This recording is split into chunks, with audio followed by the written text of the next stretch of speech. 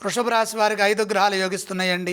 2లో గురువు, 9లో శుక్రుడు, 11లో చంద్ర శనులు, 10లో రాహువు. శుభప్రదమైన కాలం.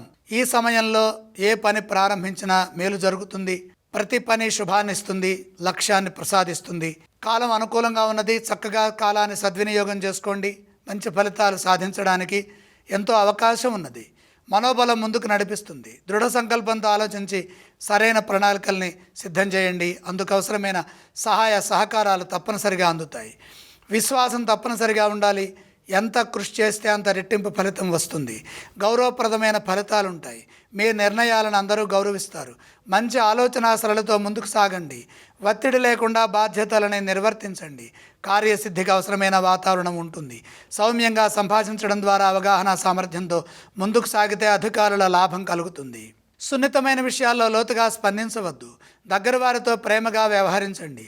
ఆర్థిక అంశాలు బాగుంటాయి.